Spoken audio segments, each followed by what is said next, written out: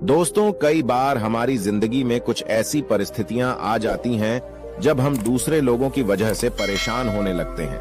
हम सामने वाले का बोलना बंद कराना चाहते हैं, पर हम कुछ कर नहीं सकते। हम जानते हैं कि ऐसे वक्त में हमारा शांत रहना जरूरी है, लेकिन हमारे अंदर गुस्से का ज्वालामुखी फूटने वाला होता है। ऐसी परिस्थिति में जब कुछ समझ में ना आए, तो जो तरीका मैं आपको बताने वाला हूं, उसी को आप अपना लो।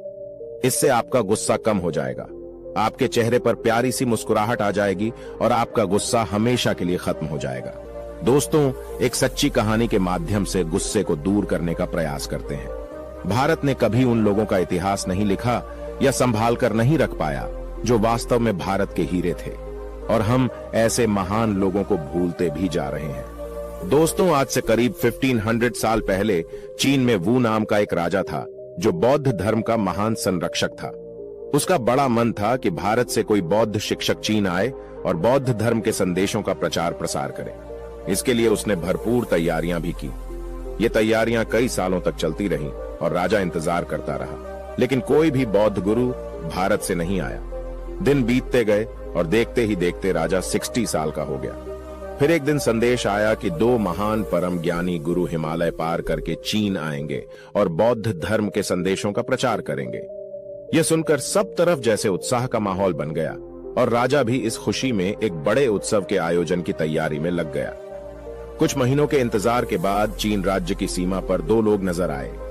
ये थे बोधिधर्म और उनका एक शिष्य। बोधिधर्म का जन्म दक्षिण भारत के पल्लव राज्य के राज परिवार में हुआ था। वह कांचीपुरम के राजा के पुत्र थे, लेकिन छोटी आयु में ही उन्होंने राज्य छोड़ दिया और भिक्षु बन गए। 22 साल की उम्र में जब उन्हें ज्ञान प्राप्त हुआ, तो उन्हें बौद्ध धर्म के संदेश वाहक के रूप में चीन भेजा गया। जैसे ही उनके आने की खबर राजा को मिली, वह अपने राज्य की सीमा तक खुद पहुंचा और उनके स्वागत और आदर सत्कार की पूरी तैयारी के साथ वह दोनों बौद्ध गुरुओं का इंतजार करने लगा।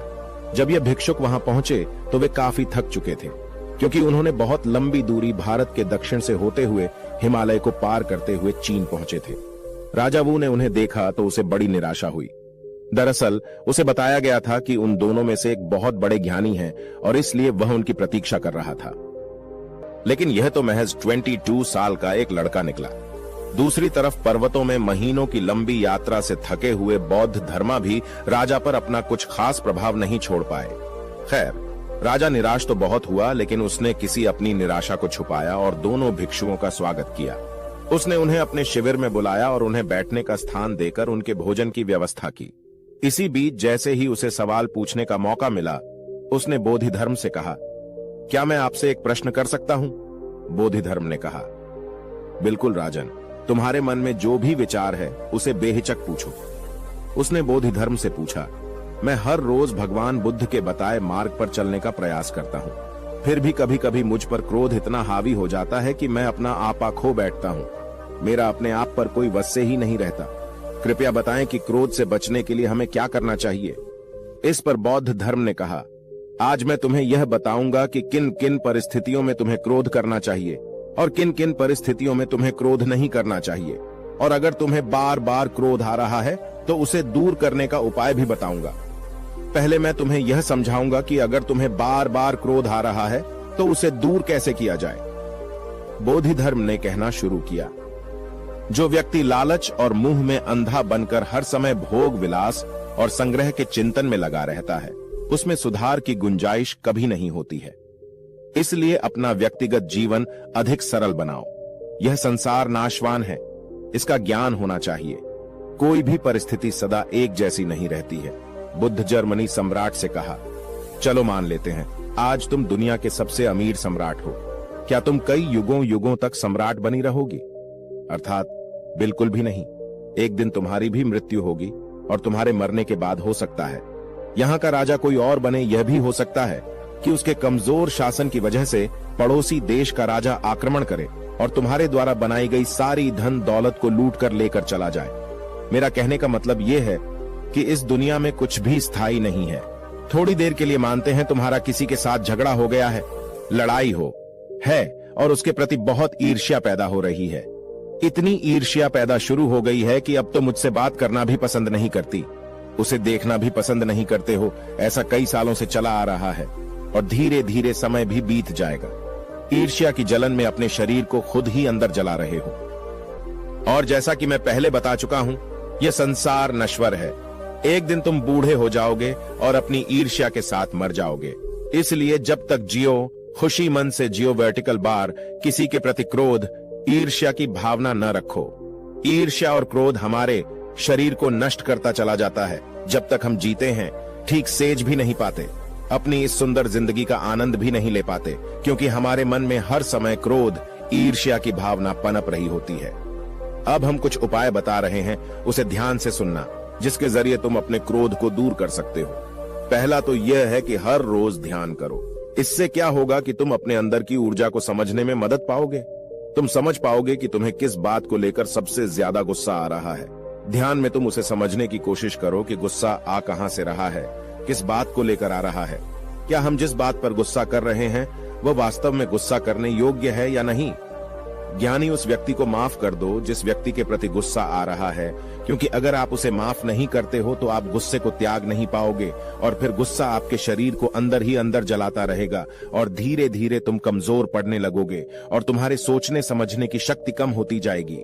इसीलिए हे राजन, अपने शरीर के फायदे के लिए उस गुस्से को त्याग दीजिए, अपने मन को हल्का कीजिए, क्योंकि अगर वह व्यक्ति गलत है, जिस व्यक्ति के प्रति आपको गुस्सा आ रहा है, तो उसकी सजा उसके कर्म दिलाएंगे।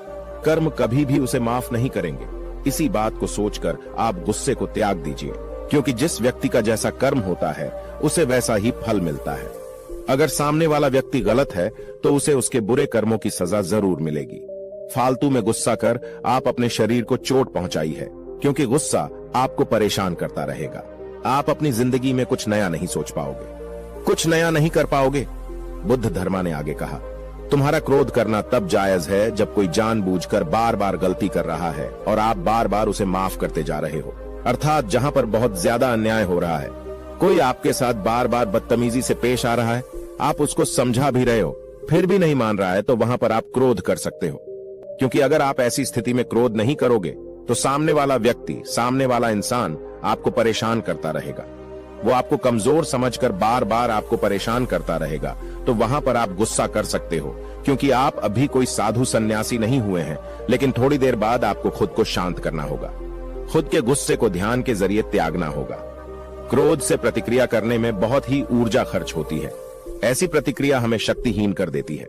मनुष्य के मन में क्रोध पैदा होने का एक कारण यह भी है कि वह दूसरों की कमजोरी या भूल को देखकर उसे बर्दाश्त नहीं करता।